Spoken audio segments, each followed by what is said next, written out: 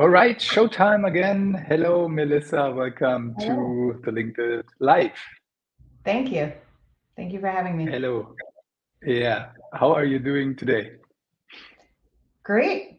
It's a good, nice, bright, sunny day in Boston. Uh, doing well. How That's about you? awesome. Like you guys have 12 o'clock, right? So it's right noon. So Yes. you skipped lunch today. Yeah. That's it. I'll have lunch That's later. okay.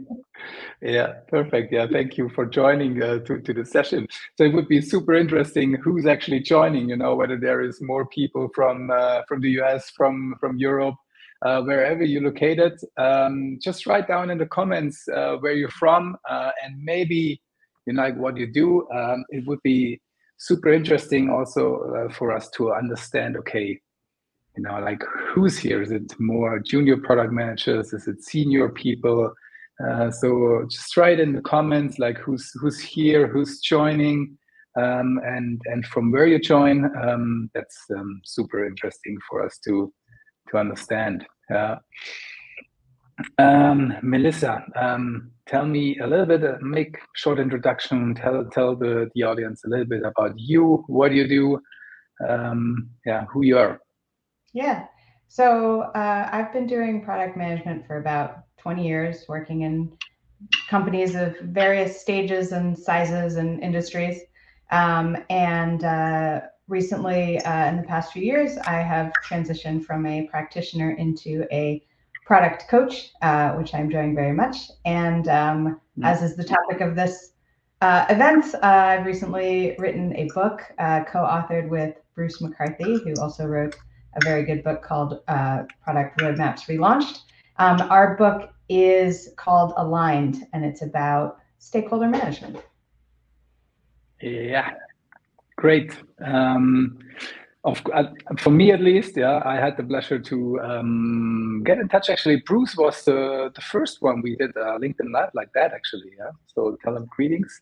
Of course, a good book, great book. And yeah, so we just have, some people tuning in here, Germany, Karlsruhe, Kansas City, also Karlsruhe, the second one, Valentina from Heidelberg, Boston. Yeah, that's maybe your crowd, Nicole. Um, cool. So aligned stakeholder management. Personally, I have to say, like we do the product masterclass, we help people, getting better with product management. Stakeholder alignment is always in the, let's say, top three of the problems of product managers. It's always a challenge. Yeah. Hmm. How Yeah. did you come up with this topic? Like, why did you write the book Aligned?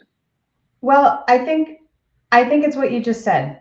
It's a topic that a lot of people struggle with, and working on or managing teams for the past 20 years, I've seen a lot of people struggle with product management, and it's a topic that I really wanted to give them a book on, and there wasn't one that I could find. So I decided Mm, that one must be written.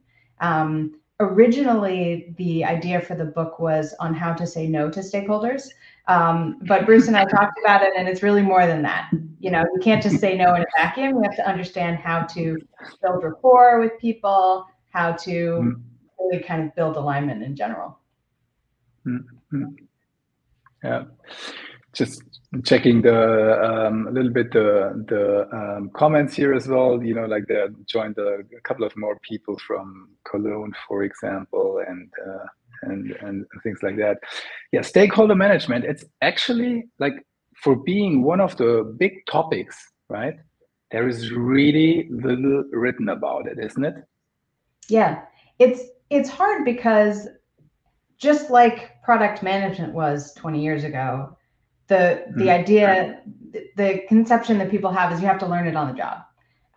But just like product management in general, there are ways that people have developed in order to teach it or to talk about it, and frameworks and things mm, like that. So that's what we're hoping to do with stakeholder management, is to really introduce some of these frameworks that you can use in your day-to-day work, and how to think about it in kind of a more structured way than just, oh, we'll figure it out. Mhm. Okay. Is that what happened? Just try to reflect. Is that what happened with product management? Actually, yes. I mean, over the years, it got like more resources, more frameworks, more stuff you can actually relate and learn how it's Yeah, actually done. Yeah. yeah. But I think just with other things in product management, like creating a roadmap or doing user research, right? It's helpful to not only learn how to do it, but to do it in practice. And I think Mm. going back and forth between things that you learn and actually using them and seeing how they work for you is important. So Mm. I would encourage people, clearly I would like people to read the book, but also, go out into your daily work and try some of the frameworks and see how they work. Mm. Yeah. So, how do you break down stakeholder management? Like, what's your mental? Talk us through your mental model, like the big steps before we, Yeah. dive deep in. Yeah, so I think the foundational aspect of stakeholder management is really building relationships. If you were to go up to somebody and ask for something and they don't know who you are, right, they're not going to say yes.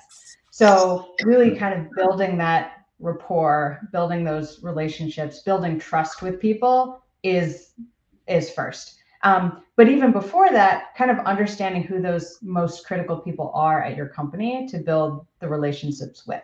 Who do you need? Who are the power players? Who are the people who can kind of make or break your plans? How is the organization structured? How do people make decisions? And then you can identify who you actually want to call your key stakeholders that you're going to build these relationships with. And then the third part is building that alignment, right? Trying to understand enough about individuals, how they think, what their goals are, what their roles are, so that you can figure out what the plan is and figure out how to get everybody on board. Mm-hmm. Okay. Mm, you gave me access to the book, and I want to read out loud like three definitions because I think they are really crucial in discussing the matter. And this is the definition of stakeholder. And you say a stakeholder is anyone who has an interest in the success or failure of your product or whose support is required for that success. Mm-hmm. I stumbled about the failure. Is there really like I was reading it and oh, interesting, failure. Um, Where comes that from, and well, why did I think it's not that people are interested in failure. It's that people are affected if your product fails, right? Hmm. So a stakeholder is somebody who is interested in whether or not you succeed. So whether you Hmm. succeed or fail, it affects them. So Yeah. um, yeah, so it's not that people are interested in bringing you down. It's that your success or failure will be important to them. Yeah. The second component is alignment. And alignment doesn't mean getting everybody to do what you want. It also doesn't necessarily mean everyone agrees or gets what they want. It does mean that people feel involved in the process, understand the desired outcome, and commit to working together to make the product successful. Yeah. Well So written, first of all. I thought like, okay, this is really like we speak so often about terms and we don't know like what it means. And mhm. let me add the third one, the third component, because stakeholder management. We define stakeholder management as the process of ensuring alignment among your stakeholders. Yeah. So a lot of people use the word alignment to mean different things. So some people use alignment to mean agreement, which it's not exactly, right? Some people use the word alignment to mean, collaboration, maybe. But I think the way we're defining it is that everybody is on board with supporting the plan, right? You're all going to work together as a team. You're going to do the thing. Even if not everybody agrees, they're at least willing to go along. And so it doesn't mean 100% agreement. And it doesn't mean that everybody gets a little piece. It's that there's a plan and everybody is on board. Love it. And I think it's a small difference, but the subtle difference makes a big impact, right? And you saw like at the heart is really that building the relationship, yeah. And before the building relationship, you have like one thing where you say like, okay, identifying like who's really important, right? Let's start with, okay, how do you start identifying like who you should actually have a good relationship or a working relationship? I guess you would say. Yeah. So I think there's a few ways, right? When most people might join a company or take a look at what's going on, they might look at the org chart, right, which says who reports to who and what departments there are. But within that org chart, there is more of an influence org chart. So I'm sure people can relate, right? You go and you say, oh, that's the head of whatever it is, but in reality, it's this other person that's whispering in their ear. So I think figuring that out involves talking to a lot of people and having a good internal network at your company and building rapport with a whole bunch of people is helpful to be able to figure out who those key influencers are, right? Who are the people that can make or break your decision? Who are the people who can kind of swoop in at the end and change the plans? And so those are the people that you should definitely have on your list. Not that you shouldn't have other people on your stakeholder list, but being able to identify who those people are. And it's not going to be in the org chart. It's going to involve a little bit of digging, use your user research skills and be a detective and try to figure it out. Be a detective, yeah. So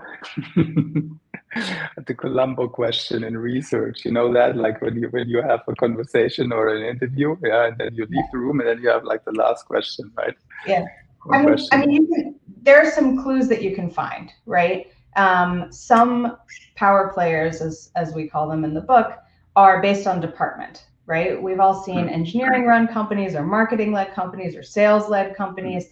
And so figuring out which department is kind of in charge at the company is helpful.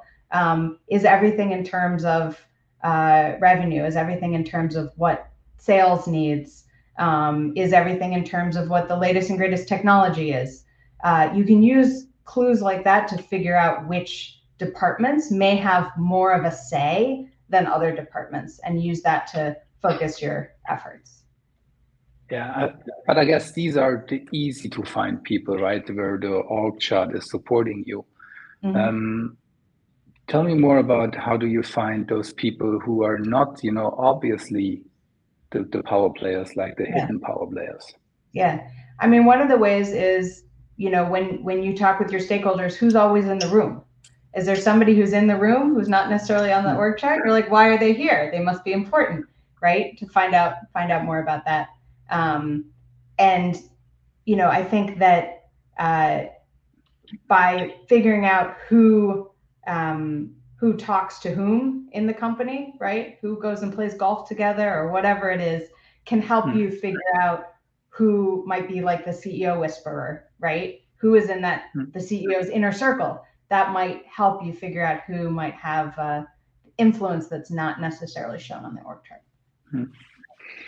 The next step was really like interesting for me because you talk about doing stakeholder interviews or talking to people, and as if I understood it correctly, you basically search for, okay, like which problems do they have, what do they struggle with, and what's their goals, like what's the job to be done for them, and like in their position, right? Yep. Yeah, you can treat stakeholder interviews just like customer interviews, except in addition to trying to get the information out, you're also trying to build the relationship. So if they mention some personal anecdote, right, they like kayaking or whatever it is, you can note that and form those connections with them, which helps, right?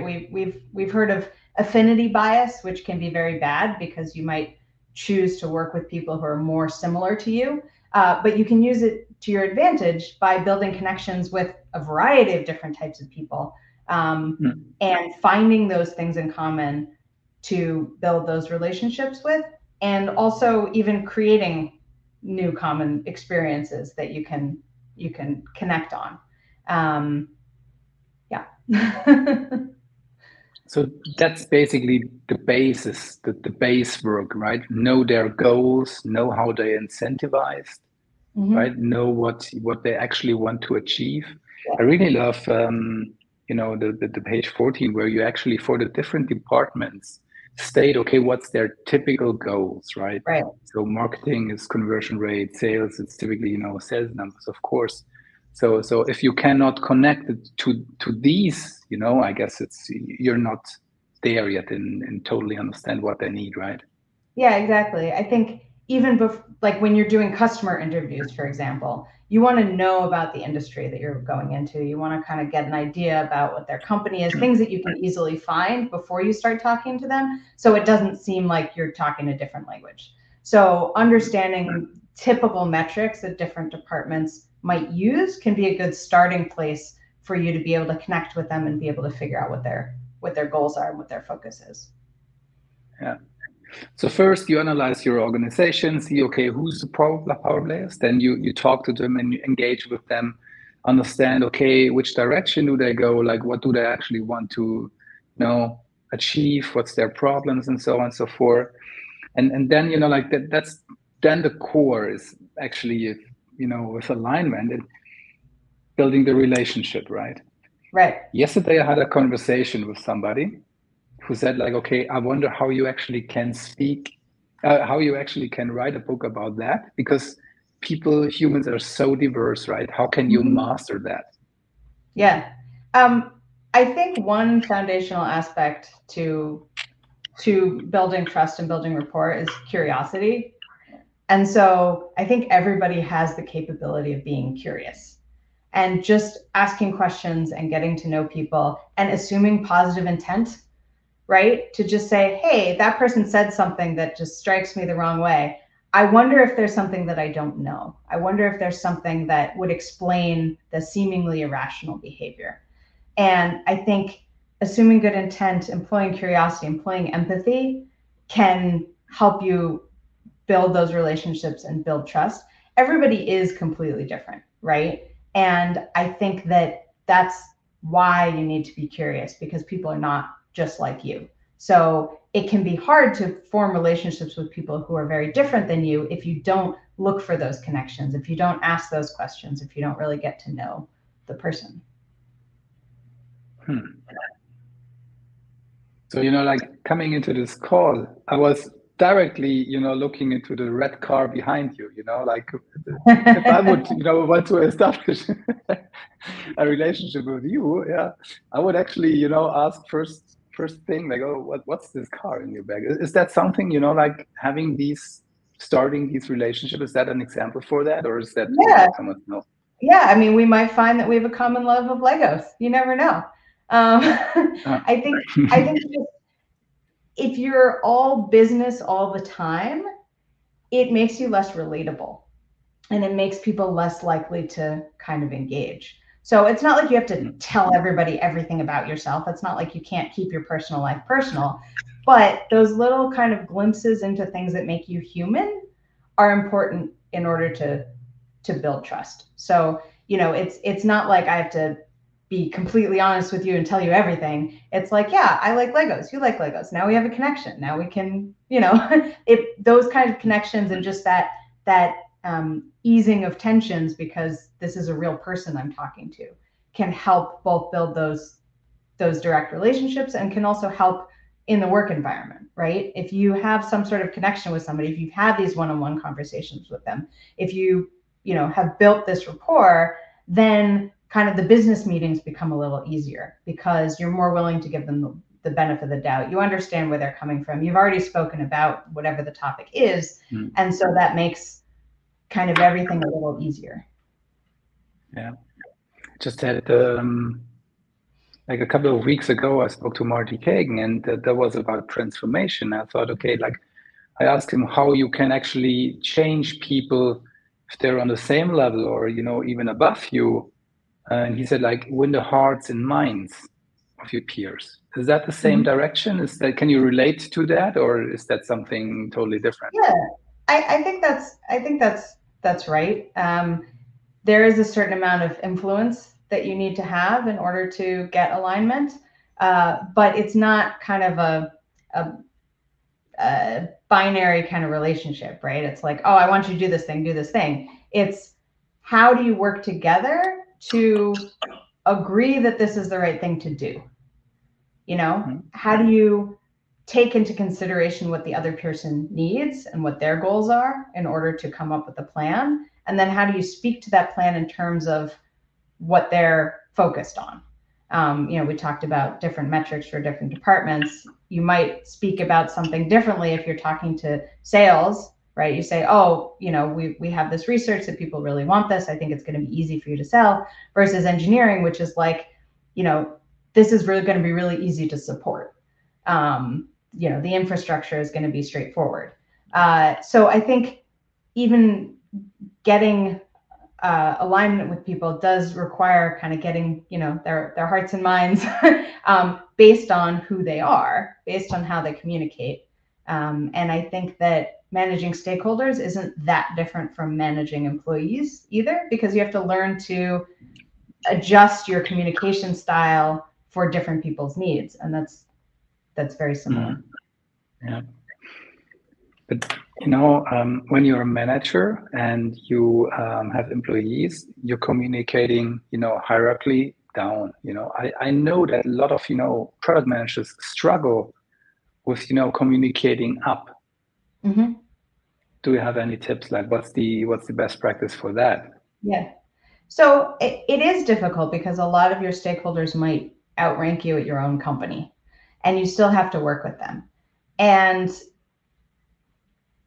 you can lean on your manager or your chain if something's particularly difficult. But if you realize at the end of the day that everybody's just a person, and you can have conversations with people, I think a little bit of it is being sure enough about yourself and confident in your abilities that you can take on these conversations, have that, you know, executive presence to speak with these people who are higher up than you. I know that it's a great skill for product managers to be able to work with stakeholders who are at their level and above their level. And you need that sometimes because those are the decision makers. If you want to work with the sales team, you might need that VP person or whoever it is to okay some sort of plan or to adjust how their department works in order to work with a new product strategy. So you do need to influence up. And I think it kind of goes back to building those relationships and building trust that you are capable, that you're credible, that you know what you're doing, so that those people will have that conversation with you. Is there, I mean, you know, obviously you're a woman, I'm a man. Is there a big difference, or how do you, is there, I know, you know, you've written in the book that you want to write it cautious for, you know, gender diversity. Is there something specific you can emphasize here for, I don't know, differences or what's, you know, like what's helpful? Yeah, I think there's lots of differences between people, right? Gender, communication style, neurodiversity, cultural background, right? There's a lot of differences among people. And we do try in the book to give a variety of ways to do things, like alternates, even a like big company, little company, right? Your situation might be different. So you know, back to the basics, which is finding connection, using curiosity. I don't think those change, but the way you do it might change. So talking with my co-author Bruce, right? He said, "Oh, well, you know, you just ask somebody out for coffee." And I'm like, I don't know that I feel comfortable just asking any old person out to coffee because it might seem inappropriate, right? As a woman to like ask a man out to coffee, it might assume things. So I think the techniques that you use to get to know people can be different, but the fact remains that you should get to know people through whatever means feel comfortable. that's back to the basics you said, like build a relationship, build rapport. What like if we dig deeper into that, right? You said like, okay, be relatable. Yeah. Mhm. What else is really important to build up that relationship, which is positively working for building great products? Yeah. I mean, there's a lot of different things. One thing that I think is really important is creating a safe space for your stakeholder to really say what's on their mind. So, people talk about psychological safety. A lot of companies don't have that, right? If you feel like you say something and you're going to be reprimanded, and that's not a safe space because that limits creativity and innovation. But even if your company culture is not great at that, you can build those one-on-one relationships with that psychological safety. So if somebody says something that you don't like, you don't say like, "Oh, that's wrong." You say, "Can you tell me more about that?" So they feel comfortable talking about it and they feel like they can say things to you and you're not going to get mad or you're not going to tell other people about it. So over time, you can build that trust and build that confidence, that they can tell you what's really on their mind. And this is important because sometimes people will say something in a meeting and then say something else afterwards, right? And that could be partially that they don't feel comfortable speaking their mind in front of the group, but they might tell you what's really on their mind one-on-one. So I always advocate a lot of one-on-one time with stakeholders, not just the group time, because I think you can get more into what people are really thinking, and making sure that you don't get mad or things like that during the conversation, that you stay curious and say, "Oh, like I hadn't heard that before. Can you tell me more about that?" Instead of like, that must be wrong. Okay. This is, I think you had like, okay, respect, empathy, these words, and go deeper down. But it's actually psychology, right? Lot of psychology. Yeah. Yeah. Yep. Yeah, I didn't think starting off in mechanical engineering that I would be writing a book eventually with a lot of psychology in it. But it is, right? It's being patient with people. It's understanding how they think. And a lot of that is observing and asking and not assuming. And I think that there is some psychology there, and we actually have a table somewhere of a whole bunch of Kahneman and Tversky type psychology theories that can help explain why certain things are the way they are. But a lot of it is just kind of calming down and trying to figure out what's actually going on behind what you're observing on the surface. So you don't need to be a psychologist, but it's like, if you imagine that they're on the psychologist couch or whatever, right? You think like, I'm not going to give them all the answers. I'm going to ask a bunch of questions, and that's how I'm going to engage. How did you learn that? How did I learn Like, that? just out of your experience, like how did you learn that? I think I just sort of learned it over time, right? I didn't have this book to read. I think when I started to manage people, I realized that I couldn't do everything myself, and I had to help people instead of telling them what to do. And that started to give me the skills that I needed in order to ask questions instead of just jumping into things. And I think that that's been helpful in building stakeholder relationships as well. Instead of just telling everybody, we need to agree on this plan. It's like, well, what do you think? So it's always like, it sounds like it's always, it's not pushing what you want. So it's more stepping back, first listen to the other person, and then find common ground to align on Yeah. something, which is There's also something to the idea of inception. right? So you probably have opinions, you probably have things you want to do. So that's important also. It's not just like, oh, whatever everybody else wants.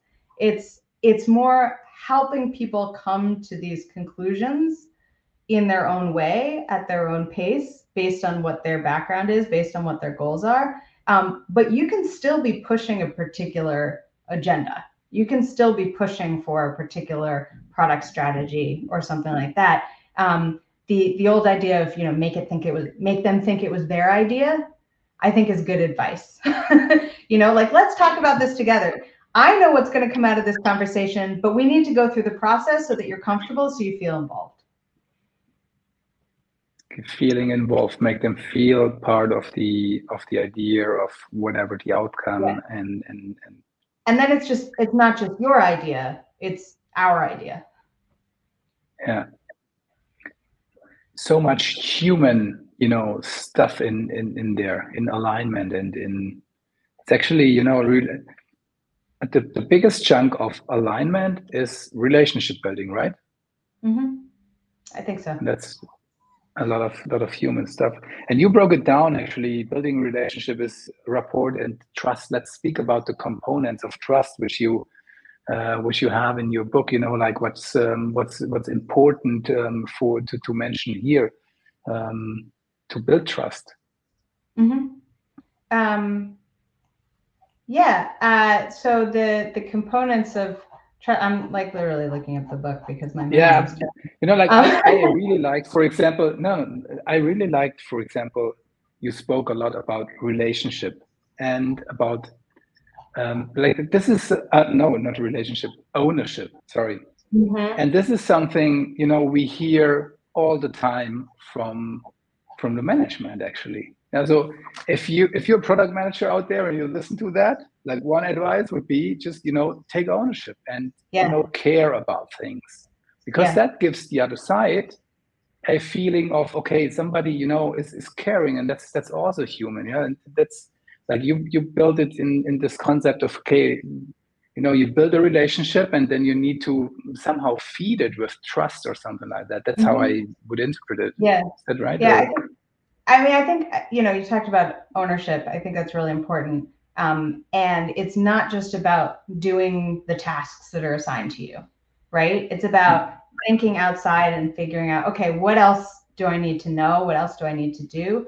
And then taking ownership over those relationships, right? So if a stakeholder comes to you and asks you something and you don't get back to them, and they like ask you again, you don't get back to them, they like raise it to your manager, like, that's not good. So really thinking about, okay, how do I maintain these relationships? I can at least get back to somebody and say, like, hey, thank you for the suggestion. I heard it. Let me get back to you, instead of just, you know, ghosting them and not replying. So I think ownership is taking ownership over your product and what else might need to be involved, and thinking about, oh, we're going to have to launch this at some point. Who needs to be involved with that? But also taking ownership over these relationships with your stakeholders and maintaining them. Yeah, and of course, you know, like if you speak to a friend and you tell you do something, right? You do it, or you know, like, you inform those people. If you tell somebody you're going to do something, you do it, right? And setting those expectations in advance is helpful. Knowing what your own capacity is helpful. We go into the book a little bit about like estimating things, and, you know, engineers are asked to estimate things all the time, but product managers should also have a sense of how much work they can do. You know, under promise and over deliver. Think about building in buffers. Think about what you can handle. If you've got like requests from stakeholders coming in from everywhere, you may need to actually create a process to collect those and think through them, right? Some sort of intake process. You might also want to think about how you handle those and what those constant requests mean. Maybe you need to build a closer relationship with the head of that department, who's keep asking you for things, to say like, okay, before we even create the roadmap, like, I want to know what you guys need so that we don't have all this stuff coming in afterwards. Let's settle this at the beginning and figure out what the team needs. And if we need a better process for collecting that information, let's do that. Mm-hmm. Yeah, I love it. I mean, there's a lot of, tips in the book how you can actually make your, work, day-to-day work more efficient by, structuring the requests or something like that. I really loved that. And is the roadmap at the end of the day the thing you align the stakeholders the most about, or like what's the role of the roadmap here? Yeah. I think the roadmap is a representation of what it is that you've aligned on. So a lot of people get confused between roadmap and delivery plan, right? A delivery plan is like, here's some features, here's some dates, here's what we're going to produce. A roadmap is more of a communication tool, a documentation tool. It should be based on what problems we're trying to solve, what outcomes we're looking for.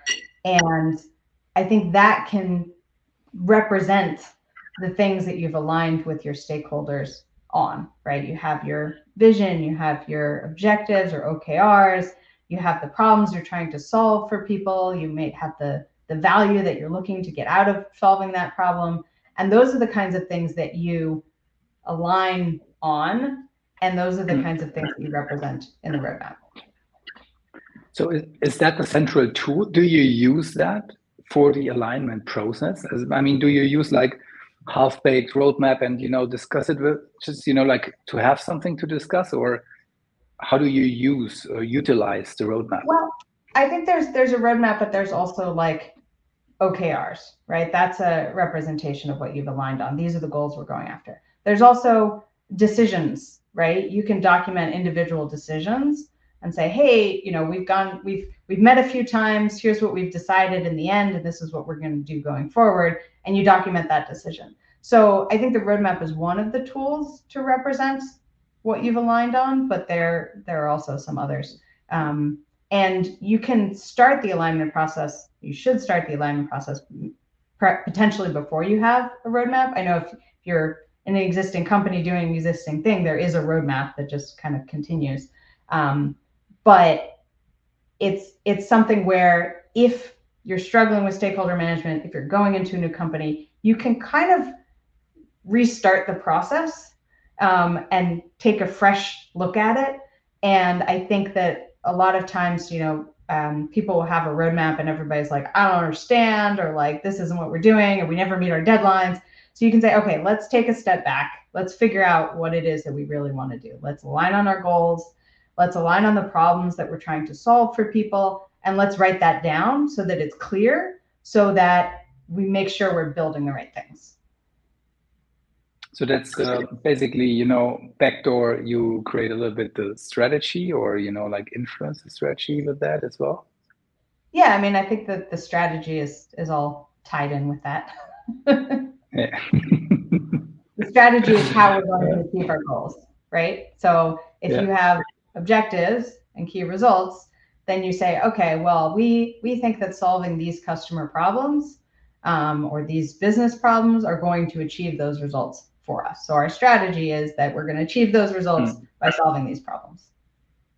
And that way you automatically level up in the organization, I guess, with your stakeholders, isn't it?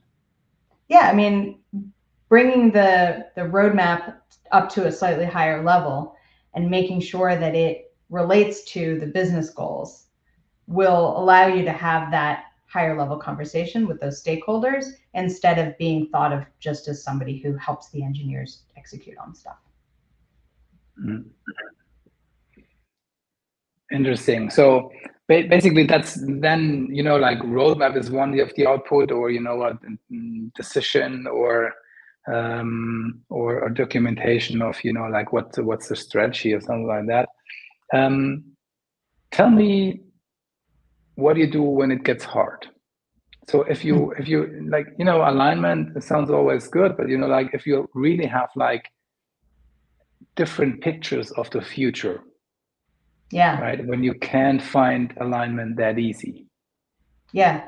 So that's a good question, right? And I don't think that everybody walks into a perfect situation where people are like, oh yeah, let's all do it. It's nice and roses and things. So I think that goes back to, who are the decision makers? who are the influencers, and trying to figure out, okay, how do we, sometimes you even need to get alignment on the process of aligning. Like we're not just going to go with this thing, we're going to talk about it, and you have to get alignment on talking about it. So I think if your stakeholders all have different ideas of what's going on, sometimes you have to be a mediator. And it's not like you're lending your opinion, but you say, okay, we can't be confident that we are delivering something of value to the market unless we first agree on what our objectives are. And that's, things like that are a little bit hard to argue with. Like we don't want to start building something until we've proven that it's going to be valuable, that people are going to buy it.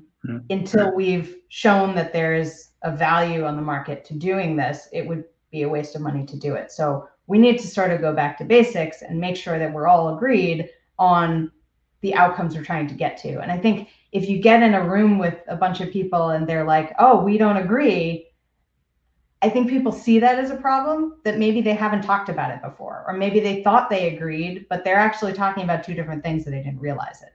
So part of being a good product manager or product leader is speaking all of these different languages and being a liaison and bringing people together and making sure that everybody is speaking the same language and that we're actually aligned on something and not just talking in different directions. It's harder though for product manager than for product leaders, I guess, right? Mm-hmm. Yeah. So what's the difference? What's your tips and tricks for product managers, Mm-hmm. I think that you can start to practice these things in your scope of influence.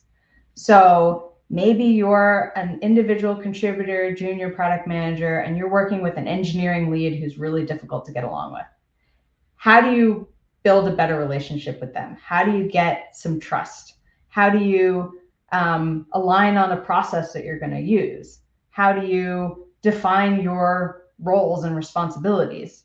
And I think that if you start where you are, then you might say, oh, actually, we've begun to work really well together. We've created this process. Maybe other teams can use this process. I'm going to share what we've learned with everybody else. And so that starts to give you a little more credibility, and it starts to broaden your internal network. So I think that, an individual contributor, product manager at a company of 1,000 people doesn't need to be speaking with the CEO. It's great if you can, but you don't need to do that in order to get alignment with the people you need to be working with. Love that. So you practice basically in your realm, wherever you are, on which level, it doesn't matter, like whether you... there's always a team. There's always a group of people that you need to work with, and you need to be on the same page and moving forward. And I think that a lot of people, they might say, oh, I've discovered that the reason I'm having problems is because of this problem farther up than me. You can talk with your manager. You can say like, hey, I'm seeing this problem. Here's a possible solution. Can you help me figure out if this might work? Can you use your influence to try to broaden or fix a problem? And then you start to establish yourself as somebody who's got some good ideas. Finding alignment seems to be so much easier in a small company than in a big corporation, because like there's the saying, like, okay, a lot of cooks, how do you say in English? A lot of cooks in the kitchen. Yeah. So how do you deal with that? Like what's the receipt for that? So I think definitely in a smaller company, you might have fewer people that you need to get alignment with versus a bigger company. But sometimes a bigger company already has some processes in place that you can work with. I think it can be more difficult in a bigger company, but at the same time, you can find difficult stakeholders anywhere. Big company, little company, right? There are some people that are just hard to work with. And at a bigger company, maybe you can like switch departments or something and avoid it, but you're still going to find those people anywhere. So a great book that I read in preparing for this book was called Getting Along by Amy Gallo. Great book. She goes over a number of different archetypes of difficult people and talks about the psychology of why they're so difficult and what speaks to them, and gives you some tips on how to deal with them. Highly recommended. Yeah, I read this section as well. Yeah, super interesting. Nice, interesting. What did we miss? What's important? Good question. Let's see. I mean, I think that for me, really, like for me, like reflecting on what you wrote, it's like really building relationships is the core of alignment. Mm-hmm. And there was really, I mean, did I know it? Maybe, but it was not so present, and it was not so, and that brings me back to my conversation with a client yesterday. He said, like, okay, I'm not sure if you can, if one book is, if you can write such a huge book to cover that topic. And I think that's just reflected that it's a lot psychology and, human to human connection. Yeah. We also have in the book, and some people may or may not like these kinds of books, but we have a storyline that accompanies the tips and frameworks and the different topics. And as Bruce and I were writing the book, we were thinking, we could give a whole bunch of examples. There are some examples that are a little more sensitive. We're like, should we anonymize people? And then we decided that actually a through line narrative might be even better, because with stakeholder management, you really get to know people, and you get to know, and you try different things, and you build these relationships over time. So part of the book is a through line narrative with a director of product management named Irie, and she is coming into a new company, and she makes mistakes like any of us, but she learns over time how to do stakeholder management better. And you really get to know the characters. You get to know her sort of nemesis stakeholder named Sparks. And throughout the book, you see her struggles and you see how she deals with things. And I think it's really helpful to give at least one example of how these things change over time. And people can use different parts of it in their relationships. They might find pieces of the story that resonate and see how the characters deal with different problems. So I think that also helps tell the story of how to build these relationships. Yeah, really compliment. It was really super nice to read. I like that you have like once the story, but then explain the background and stuff like that. Mm-hmm. It's super nice illustrated. Congrats on that. I even liked the font. I thought, okay, this is really interesting, because sometimes I don't know, small details. I really liked it. Yeah. Yeah, we worked with highly recommended. Yeah, Michael Connor's our book illustrator, book designer, and he's fabulous. Yeah. So here we have one question. What's the name of the book?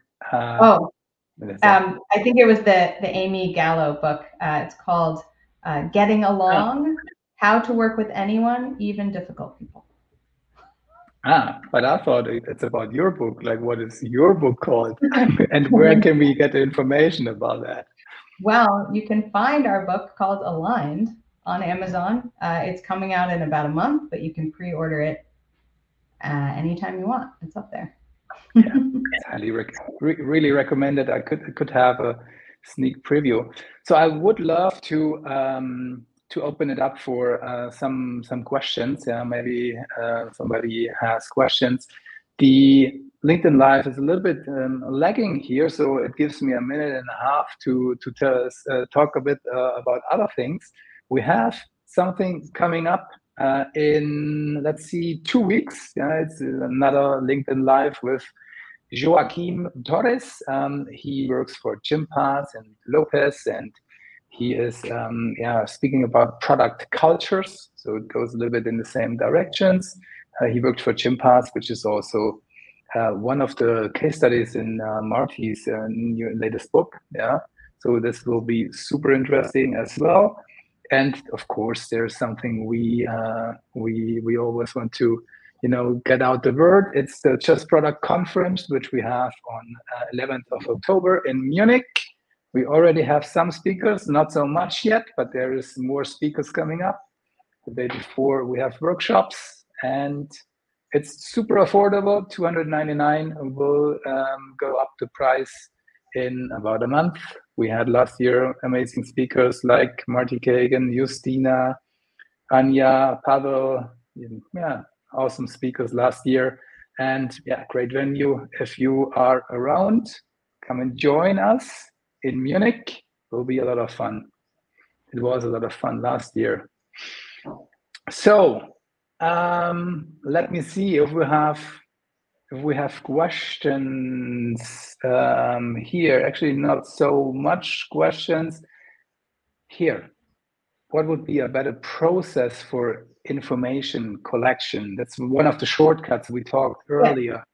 Maybe talk us through some ideas there. Sure. I think once you already have the roadmap, some sort of intake process to collect requests and feedback from stakeholders, from customers, from anybody, and sorting through them and prioritizing and figuring out, okay, what am I going to do? What am I not going to do? What am I going to do now versus later? But a better process would be to collect that information before the roadmap is even created.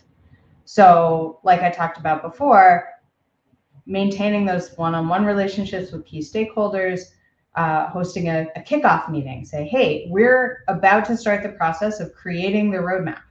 Here's what we did last time. Here's what we learned. Here's what we're thinking of. Here are our top goals. What do folks think? Is there anything that we're missing? And I think those kinds of meetings are helpful. And you can also find, hey, this person asked a lot of questions. I should probably meet with them before I move forward with creating the roadmap. You can identify who's the most vocal, who has questions, who has complaints, and target them for building a better relationship with and learning from. Yeah. Great. Two more questions from Sylvia here. Regarding building trust, how important do you think is regular delivery of outcome? And let me add the second one, because I think it goes in the same direction. How do you solve bugs to stakeholders? So let's combine that, Yeah. So there's an aspect of trust around dependability. So I think that having success with your product definitely shows that you know what you're doing. It shows your expertise, but also delivering on what you promised. We talked about this a little bit more. If you told your stakeholder you'd follow up with something, follow up. Build that dependability. Let them know that you're a dependable partner, that they can ask you for something and you will help, that they can share something with you and you will take it into consideration. I do think that delivering on the roadmap is important, but I think that sharing that delivery responsibility with engineers is also important. You don't want to, even though your product manager is often the direct liaison with the stakeholders, you want to make sure to bring in the partners that you work with for things that is their responsibility. So getting the code out the door shouldn't be the product manager's responsibility. It should be the engineer's responsibility. So making sure that that your role is well defined and that the roles and responsibilities are clear can help with dependability as well. Interesting answer. Here's yeah, because I guess I assume most people would actually take the active role and say, okay, I'm the product manager, I take the full responsibility, but you separate that, and that's super smart. Well, I think it's not diverting responsibility, right? It's clarifying what you're directly responsible for. So you don't want to say, oh, that's so and so's problem. Like I have nothing to do with that. But what you do is you make sure you have built that relationship with your engineering partner and say, hey, we're having problems with delivery. Let's talk about it together. Let's create a plan. Let's communicate together with the stakeholder. Maybe you can help answer the technical questions. But it's also about setting expectations early to make sure that you're communicating well to your stakeholders. So what engineering estimates, you may need to build on a buffer so that you're setting the right expectations with your stakeholders. Another question. You talked a lot about building relationships. Is there any advice on dealing with stakeholders that you have difficulties to connect with? So this question could be two different things. One is having difficulty finding connections with this person, but I'm assuming that it's, I just can't get time on their calendar. So I talked a lot about one-on-one conversations with people, but like, you might not be able to get that person's time. There are a few different things, right? If somebody has an executive assistant, build the relationship with them, because they're kind of a hidden power player. They control the power player's calendar, right? So you want to make sure that you're building that relationship with them.